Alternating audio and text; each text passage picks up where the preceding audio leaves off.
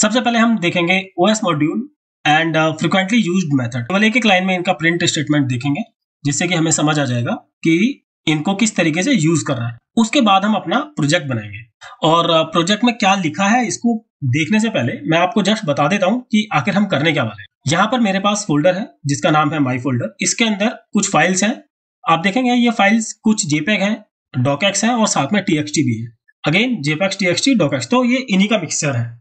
हमें इन सभी फाइल्स को सेग्रीगेट करना है। मान लीजिए हमारे पास टास्क है कि ऐसी सैकड़ों फाइल्स हैं हमारे पास किसी एक पर्टिकुलर फोल्डर में, और उसमें से जो सेम एक्सटेंशन की फाइल्स हैं उनको इस तरीके से हमें सेग्रीगेट करना है। docx वाली सारी फाइल्स एक ही फोल्डर में, देन JPEG वाली एक ही फोल्डर में, TXT वाली एक ही फोल्डर में। ये मैंने केवल सैंपल फोल्डर बनाया है जो कि हमारा रिजल्ट निकलेगा वो बताने के लिए कि वो कैसा होगा। लेकिन अभी हम जो काम करेंगे वो हम काम करेंगे अपने इस माई फोल्डर पर। तो ये हमारा आज का प्रोजेक्ट है। ये हम अपना प्रोजेक्ट अचीव करेंगे इन्हीं सब मेथड्स को यूज करते हुए जो कि ऑलरेडी हमारे पास OS मॉड्यूल में अवेलेबल है। एंड देन हम अपना टारगेट अचीव करेंगे। जैसा कि मैंने बताया, हम ये सैंपल फोल्डर जो है हमारा, इस तरीके से हम इसको अचीव करना है अपने को। साथ ही सारा कोड लिखने के बाद हम अपने पूरे कोड को रीफैक्टर करेंगे। रीफैक्टर मतलब हम उसे बढ़िया से फंक्शंस में बनाएंगे। तो जब हमारा प्रोजेक्ट खत्म होगा और हम लोग रीफैक्टर करेंगे उस दौरान आपको और अच्छे से समझ आ जाएगा कि मैं क्या कह रहा हूं। तो चलिए शुरू करते हैं। एंड सबसे पहले हम करते हैं इंपोर्ट OS। हमने देखा सबसे पहले हमें os.name, ओके। सो इसको क्या करेंगे हम लोग, प्रिंट। अगर हम इसे प्रिंट कराते हैं, देखते हैं अपने पास क्या आउटपुट आता है। ओके, सो जैसा कि हम जानते हैं विंडोज के ऑपरेटिंग सिस्टम को एंटीज करके शो करता है। एंड यही अगर हम चलाना चाहें लाइनक्स सिस्टम पे, मैं यहाँ पे WSL मैंने ओपन कर दिया है, आप यहाँ पे देख रहे हैं रनिंग इन उबुंटू। तो उबुंटू में अगर मैं यहाँ पे करता हूं प्रिंट os.name, तो यहाँ पे अगर हम रन करते हैं इसे and will see it will show POSIX Unix operating system है, तो वहां पे POSIX दिखाता है। तो हमारे पास अगला है OS का ऑब्जेक्ट, दैट इज os.sap। पहले इसको रन कर लेते हैं। अब आप देख रहे हैं कि ये / इसने प्रिंट आउट दिया है। ये जब भी हम लोग देखते हैं विंडोज का, अगर हम पाथ कभी भी चेक करते हैं, सो मैं इसको एक बार कमेंट आउट कर देता हूँ। हम जानते हैं कि विंडोज का जो भी पाथ होता है वो हमेशा / के साथ शुरू होता है। सॉरी, विंडोज का हमेशा / के साथ शुरू होता है। वहीं अपने लाइनक्स पे हमेशा / के साथ कोई भी पाथ शुरू होता है। तो क्योंकि अभी मैं यहाँ पर लाइनक्स पे चला रहा हूं तो इसलिए ये / दिखा रहा है। वहीं अगर हम इसको चलाते हैं विंडोज में तो ये क्या देगा, इट विल गिव मी दी /। तो जैसा कि मैंने आपको कहा था // दिखाता है विंडोज में और / दिखाता है ये लाइनक्स में। लेकिन इसका फायदा क्या है? इसका सबसे बड़ा फायदा है OS इंडिपेंडेंट पाथ मॉड्यूल लिखना। यानी कि हम एक ऐसा सॉफ्टवेयर बना रहे हैं जिसमें अगर हम कोई भी पाथ बनाते हैं उसको हार्ड कोडेड करने की जगह अगर हम os.sap को यूज करते हैं, वो लाइनक्स पे एंड विंडोज में दोनों में जो हमारा पाथ है वो काम करेगा, because of writing os.sap in place of that particular /। तो अब हम नेक्स्ट फंक्शन देखेंगे os.uname। ये फंक्शन है तो इसको हम फंक्शन की तरह कॉल करेंगे और रन करते हैं। अब ये हमें कुछ वैल्यूज दिखा रहा है।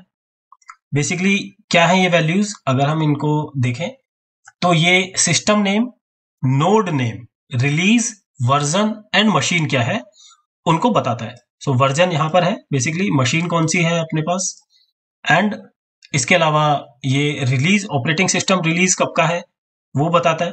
तो यहाँ पे आप देख रहे हैं ये सारी इंफॉर्मेशन हमें OS से रिलेटेड ये दे देता है। सो अब हम यहाँ पर यूज करेंगे one more method os.makeDirs। makeDirs क्या करता है, ये एक फोल्डर का नाम लेता है एज एन आर्ग्यूमेंट और हमें एक फोल्डर बनाकर दे देता है।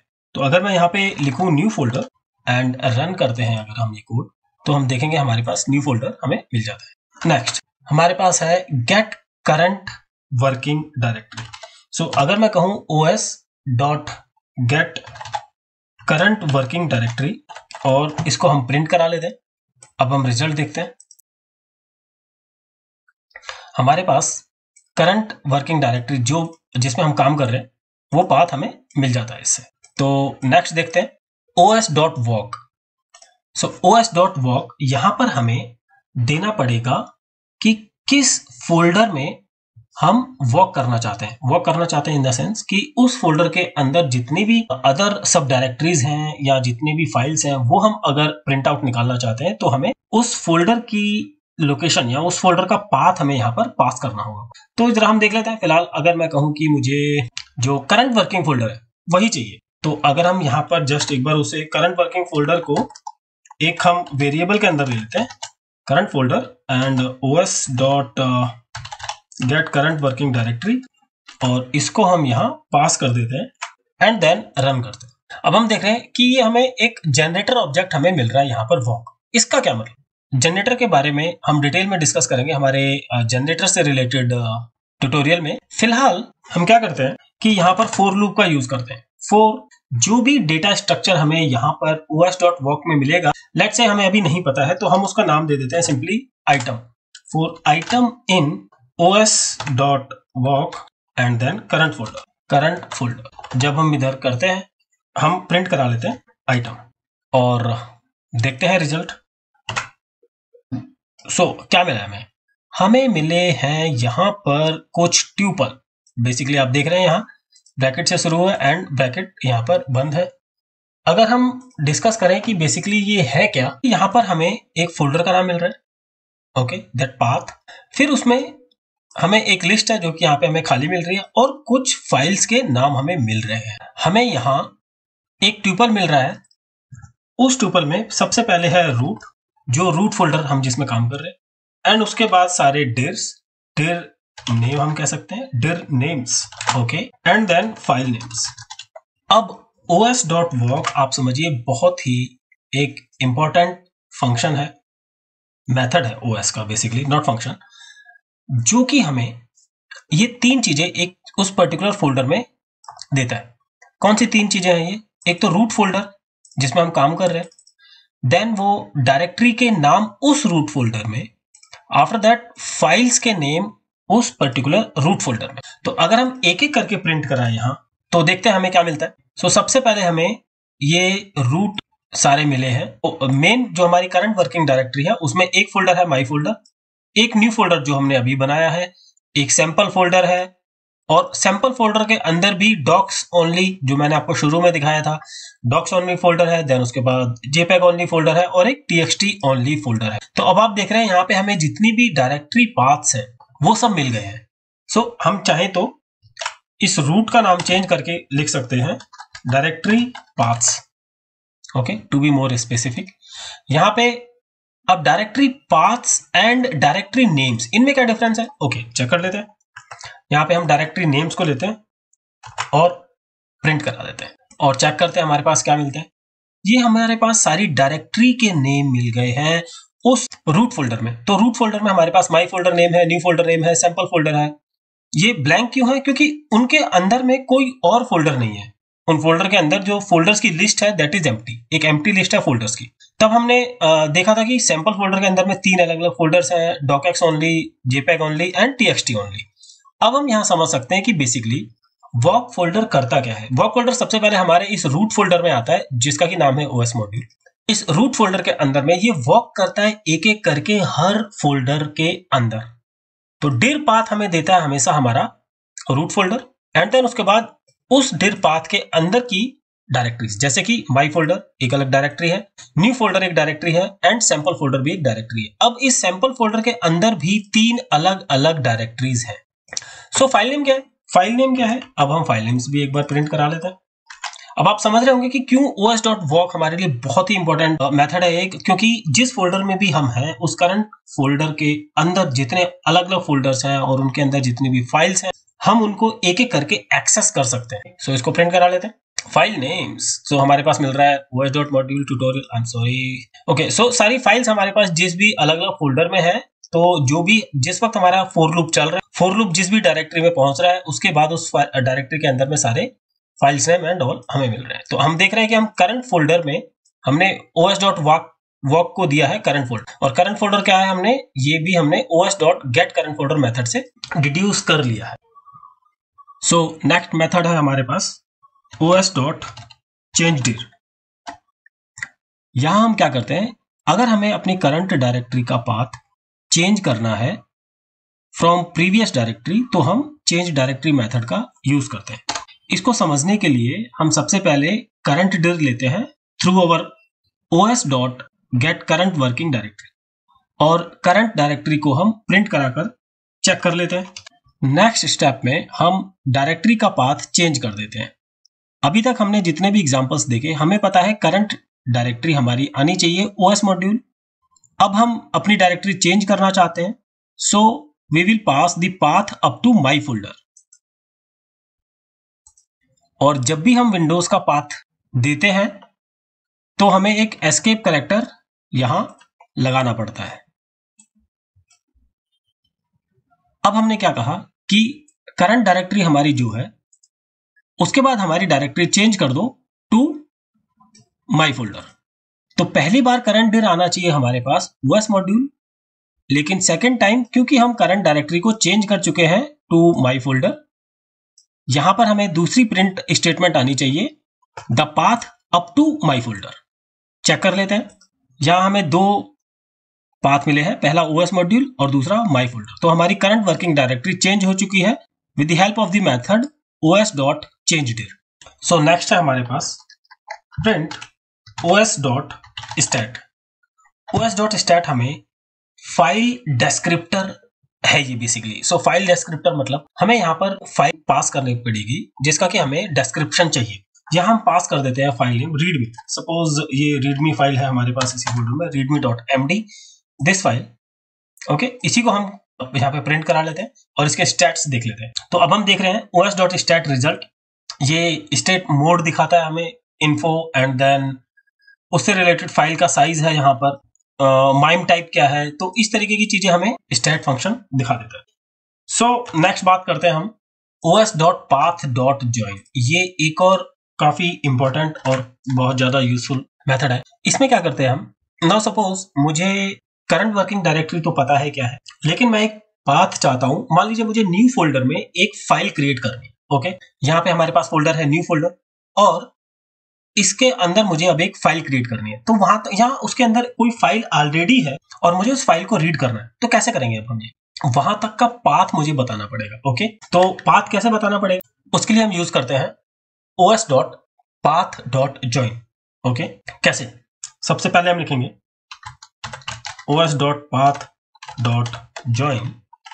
Okay, join new folder. अब ये न्यू फोल्डर का पाथ भी फिलहाल हमें एग्जैक्टली नहीं पता है, क्योंकि ये न्यू फोल्डर का पाथ भी हमारे पास, जो कि हमने करंट फोल्डर किया था, os.get current working directory। Okay, ये है। अब मैं करंट फोल्डर को ज्वाइन कर दूंगा न्यू फोल्डर के साथ। Are you getting my point? तो अभी हमने यहां क्या कहा,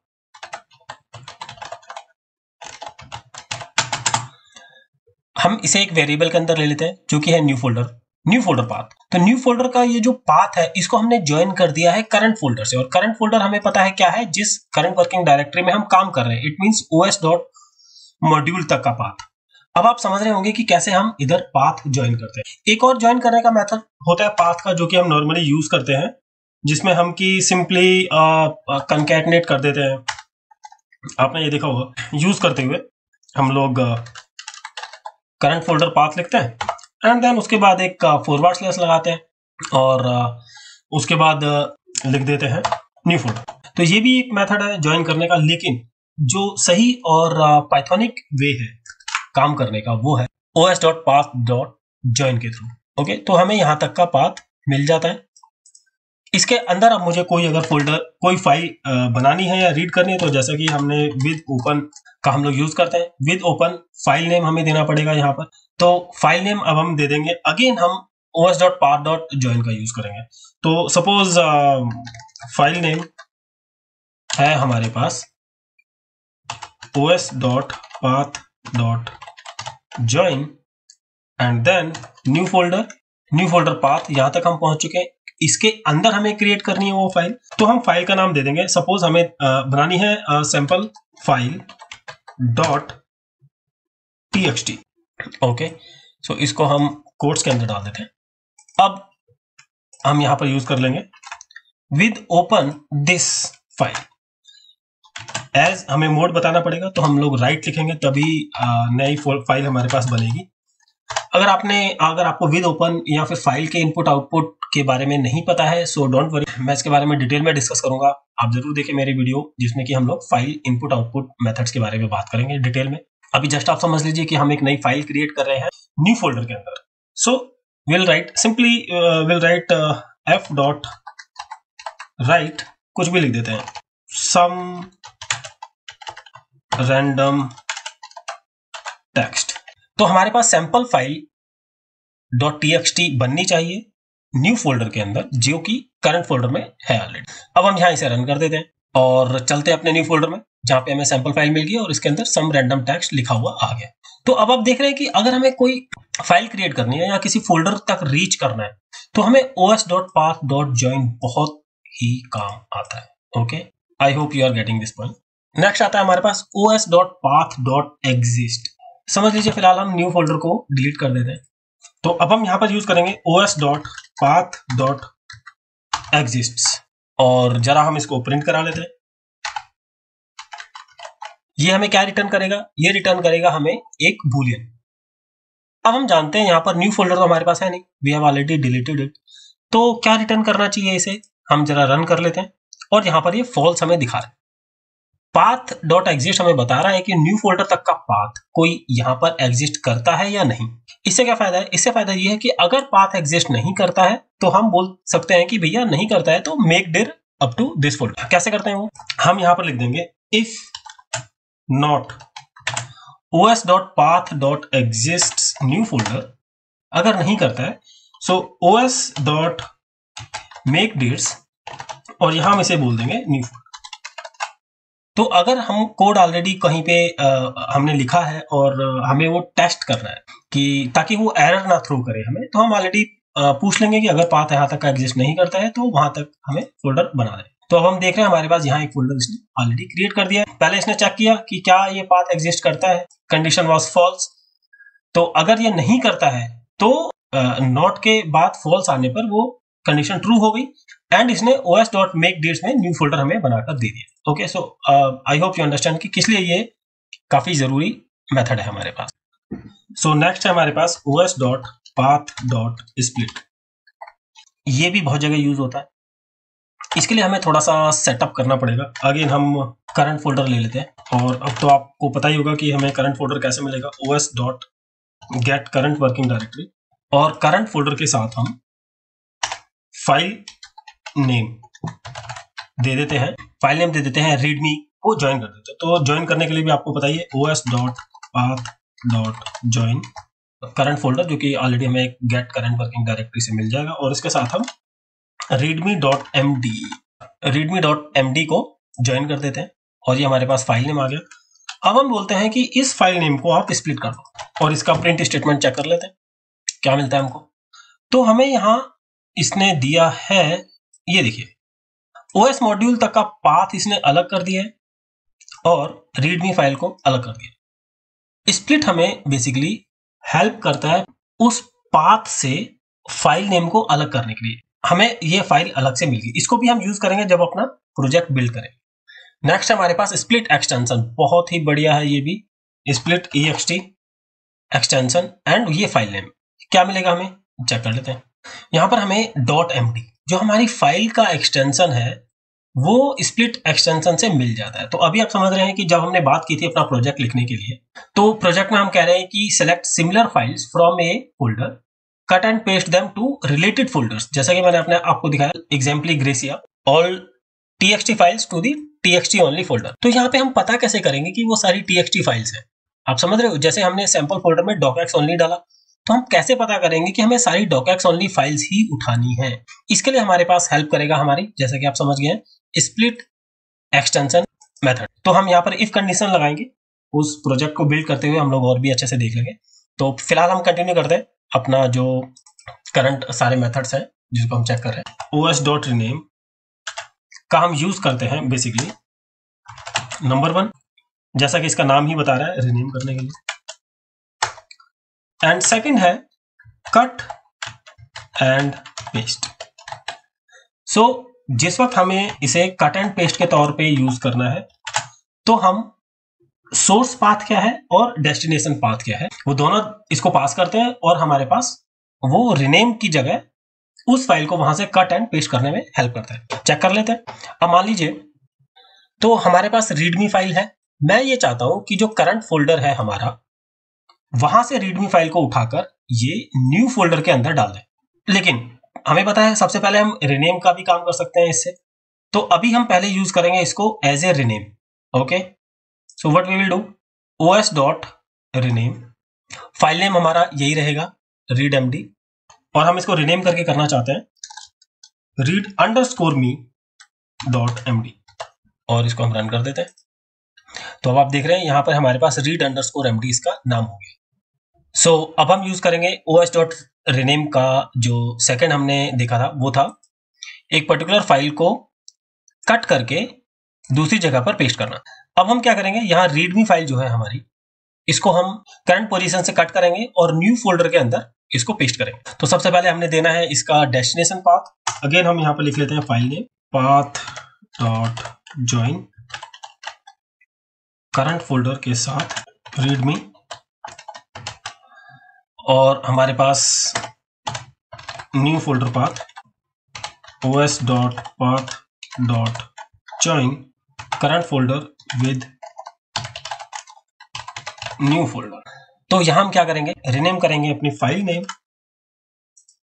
यहां लिख देते हैं, और स्ट्रिंग कंकैटिनेशन हम यहां पर यूज कर लेते हैं। इधर हम पास कर देंगे न्यू फोल्डर पाथ, क्योंकि इसके अंदर हमें पेस्ट करना है, / एज ए read_me.md ही हम इसे देना चाहते हैं। एक बार फिर से देख लेते हैं। करंट फोल्डर है हमारे पास, यहां पर मिल जाएगा। करंट फोल्डर को हम न्यू फोल्डर पाथ में के साथ ज्वाइन कर देंगे, तो हमें न्यू फोल्डर का पाथ मिल गया। फाइल नेम जो कि फाइल नेम का करंट पाथ है readme.md, यहां पर .md भी आएगा फाइल का पूरा नाम। अब इस फाइल नेम को हमें यहां से उठाना है जो कि इसकी करंट पोजीशन है, और न्यू फोल्डर पाथ के अंदर में हमें पेस्ट कर देना है। हम इसको रन कर देते हैं, और यहां से हमारे पास ये गायब हो चुका है और हमें रीडमी इधर मिल गई है। तो आपने देखा कि os.rename को हम दो तरीके से यूज करते हैं। पहला तो जैसा कि इसका नाम ही है, रिनेम करने के लिए, उसी फाइल को उसी पोजीशन पे रिनेम कर सकते हैं हम, और दूसरा किसी भी फाइल को हम एक पर्टिकुलर पाथ से कट करके दूसरे पर्टिकुलर डेस्टिनेशन पाथ में पेस्ट कर सकते हैं। तो नेक्स्ट हम चेक करते हैं हमारे पास क्या है, os.remove and removedIrs and rmdir। कैसे यूज करते हैं हम इसे, अगर हमें कोई फाइल रिमूव करनी है तो हम यूज करेंगे os.remove। यहां पे हम कह देते हैं os.remove, और फाइल नेम फिलहाल हमारे पास वो फाइल नेम कहाँ है, हम इसको वापस लेके आ जाते हैं एक बार बाहर। हमारे पास फाइल नेम है अगेन करंट फोल्डर में readme.md, हमें इसे अगर रिमूव करना है, एंड न्यू फोल्डर हमें चाहिए, न्यू फोल्डर हमें फिलहाल नहीं चाहिए, इसको कमेंट आउट कर देते हैं। तो करंट फोल्डर मुझे मिल गया, करंट फोल्डर के अंदर में readme.md फाइल है, और उसको मुझे यहाँ से रिमूव करना है। फिलहाल मैं इसे रिमूव नहीं करना चाहता, इसकी मैं एक कॉपी रख लेता हूँ। सो यहाँ पर पेस्ट कर देते हैं, और कॉपी रखने के बाद अब मैं इसे रिमूव करता हूँ। सो हमारे पास यहाँ से ये फाइल रिमूव हो चुकी है। अगेन इस फाइल को हम लेकर आ जाते हैं क्योंकि काफी काम की फाइल है हमारे। यहाँ पर हमने देख लिया रिमूव फंक्शन। अगर हमें साथ में करना है रिमूव डिर्स, अगर हमें कोई डायरेक्टरी जैसे कि न्यू फोल्डर डायरेक्टरी है, मैं यहाँ पे यूज करूंगा रिमूव डिर्स का, और मैं उसे दे दूंगा न्यू फोल्डर बेसिकली डायरेक्ट भी दे सकते हैं, या फिर हम पूरे पाथ के साथ यहाँ पर दे देते हैं। तो न्यू फोल्डर को कमेंटेड आउट को आउट करने के बाद मैं यहाँ पर पेस्ट कर देता हूँ। अब हम देखते हैं कि हमारे पास यहाँ से न्यू फोल्डर रिमूव हो चुका है। वहीं अगर हमें एक डायरेक्टरी रिमूव करनी है या उसके अंदर कई ट्री ऑफ डायरेक्टरीज रिमूव करनी है, तो हम अलग अलग तरीके से दो फंक्शन है हमारे rmdir एंड जो अभी आपने देखा रिमूव डिर्स। तो rmdir एक पर्टिकुलर डायरेक्टरी को रिमूव करता है, वहीं rmdirs रिमूव डिर्स जो कि पूरी डायरेक्टरी की ट्री को एक के अंदर एक अगर डायरेक्टरी है तो वो पूरी सभी डायरेक्टरी को रिमूव कर देता है वहां से। अब क्योंकि हमारे पास जो भी हेल्पर फंक्शंस थे इसके या मेथड्स थे ओएस के, वो हम सारे कंप्लीट कर चुके हैं। अभी हम आते हैं अपने प्रोजेक्ट। अब हम बिल्ड करना शुरू करते हैं अपना प्रोजेक्ट। यहाँ पे हमें करंट फोल्डर की जरूरत पड़ेगी। सो करंट फोल्डर के बाद माई फोल्डर पाथ। तो यहाँ पे न्यू फोल्डर की जगह मैं ले लेता हूँ अपना माई फोल्डर पाथ, और यहाँ पे कर देते हैं माई फोल्डर। इसकी हमें जरूरत पड़ेगी। यहाँ तक का पाथ हमने देख लिया। एंड फाइल नेम फिलहाल हमें जरूरत नहीं है, और इसको भी यहाँ से हटा देते हैं। उसके बाद एक और इंपॉर्टेंट फंक्शन होता है हमारे पास os.listdir। ये हमने पढ़ा नहीं है हालांकि, पर इसको हम यहाँ पर यूज कर लेते हैं तो साथ में हमारा हो जाएगा। किसी भी डायरेक्टरी के अंदर जितनी भी फाइल्स हैं, अगर वो हमें चाहिए तो हम उसके लिए यूज करते हैं listdir मेथड का। तो हम यहाँ पर पाथ दे देते हैं माई फोल्डर पाथ, एंड फिलहाल इसको प्रिंट करा लेते हैं। और यहाँ हमें ये सारी फाइल्स जितनी भी हैं माई फोल्डर के अंदर हमें मिल जाती हैं। हम पहले ही देख चुके हैं हमें करना क्या है। बेसिकली सबसे पहले हमने देख लिया इसके अंदर में ये सारी फाइल्स हैं, तो हम यहीं पर बना लेते हैं अपना डेस्टिनेशन फोल्डर का। तो हमें डेस्टिनेशन फोल्डर मिल जाएगा। फिलहाल मैं इसे बंद कर देता हूँ। उसके बाद os.path.exists which one? this destination folder। अगर ये नहीं है तब क्या करना है? तब हमें os.makeDirs का यूज करना है, और हमें ये क्रिएट करने के लिए बोल देना है। क्रिएट क्या करना है? Destination folder. हम बोल रहे हैं कि अगर ये डेस्टिनेशन फोल्डर एग्जिस्ट ही नहीं करता है देन उसको क्रिएट करते हैं। अब हम यूज करते हैं यहाँ पर अपना फेमस os.walk मेथड को। हमें पता था os.walk में हमें एक ट्यूपल मिलता है जिसके अंदर के हमें dir path मिलते हैं, डायरेक्टरी नेम्स मिलते हैं और फाइल नेम्स मिलते हैं। सेम हम यूज करेंगे dir paths नाम दे देते हैं पहले, then dir names, then file names. इन os.walk का यूज करेंगे। कहां पे वॉक करना है हमें करना है माई फोल्डर में। तो मुझे यहाँ पे क्या पास करना पड़ेगा? My folder path. Getting my point? तो हम बोल रहे हैं कि directory paths, directory names and file names in os.walk my folder, इसके अंदर जाना और सारी फाइल्स फोल्डर्स जितने भी हैं हमें वो वहां दिखा देना। So directory paths and dir names इन दोनों को हम फिलहाल के लिए छोड़ देते हैं, और फाइल नेम्स जो कि हमें एक पूरी लिस्ट मिलेगी उस लिस्ट में हम दोबारा से इटरेट करते हैं। तो हम एक और फॉर लूप यूज करेंगे, for file in file names. क्या हो रहा है यहाँ पर? जस्ट आपको मैं दिखाता हूं, अगर यहां तक भी कोई कंफ्यूजन है अभी करेंगे इसको।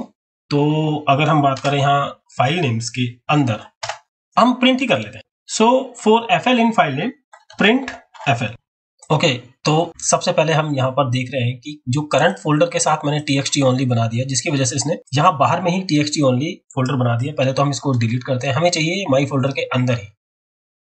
ओके, तो यहाँ पर हम पाथ देते हैं करंट फोल्डर की जगह माई फोल्डर पाथ। तो हमें ये सारी फाइल्स माई फोल्डर पाथ के अंदर में दिखा दे रहा है। सो ये हमें यहाँ पर मिल गई है। उसके बाद हम क्या करेंगे? हम हर फाइल को इटरेट करेंगे और उसका एक्सटेंशन चेक करेंगे, और अगर उसका एक्सटेंशन txt है तो उसे करंट पाथ से कट करके हम माई फोल्डर के अंदर में उसे डाल देंगे। तो हम लोग इफ कंडीशन का यूज करेंगे, इफ os.path.splitext। मैंने पहले ही कहा था कि हम यहाँ पर स्प्लिट एक्सटेंशन को यूज करेंगे और हम उसे फाइल पास करेंगे। हमें वो फाइल पास करने के बाद एक्सटेंशन केवल मैच करना है। तो -1 हमें लिस्ट मिलती है, वहां हमने पहले ही देखा था। एक्सटेंशन को अगर हम ब्रेक करते हैं तो एक्सटेंशन हमें मिलता है और उसका फाइल का नाम मिलता है। तो लिस्ट में एक्सटेंशन -1 सबसे लास्ट है, इसलिए हमने उसको लिया और इसको मैच कराएंगे कि if it is equal to .txt। अगर ये txt है देन os.rename का हम यूज करेंगे कट एंड पेस्ट करने के लिए। तो रिनेम कर दो os.rename पाथ पर फाइल है, यानी कि os.path.join यहां पर dir path के साथ जो फाइल है उस फाइल को ये हमारा सोर्स हो गया। सोर्स से हमें डेस्टिनेशन, डेस्टिनेशन कहाँ है हमारा, तो डेस्टिनेशन फोल्डर हमने बनाया था माई फोल्डर के अंदर txt ओनली, तो हम यहाँ पर इसे दे देंगे डेस्टिनेशन फोल्डर। और उसके अंदर हम, आपको पता ही है ऑलरेडी, स्ट्रिंग कंकैटिनेशन का यूज करेंगे यहाँ। इसके साथ हम यहाँ पर दे देंगे ऐसे जो फाइल हम इटरेट कर रहे हैं फॉर लूप के अंदर। तो हमने यहाँ पर क्या किया, os.rename, एक बार थोड़ा छोटा करता हूँ मैं इसे, ओके। तो देखिए सबसे पहले हमने फॉर लूप से स्टार्ट किया। हमें dir path and dir names की जरूरत नहीं है, पर क्योंकि हमें फाइल नेम्स की जरूरत है, हमें ट्यूपल के बाकी दोनों पोर्शंस को अलग निकालना पड़ेगा। उसके बाद हमने फाइल नेम्स के ऊपर इटरेट किया। फाइल नेम हमें एक लिस्ट ऑफ फाइल्स मिलती है, हम ऑलरेडी उसे प्रिंट कराकर देख चुके हैं। फिर हमने उसमें से पहली फाइल पर इटरेट किया, उस फाइल का एक्सटेंशन हमने निकाला। अगर वो .txt है तो os.rename का हम कट एंड पेस्ट के लिए यूज करते हैं।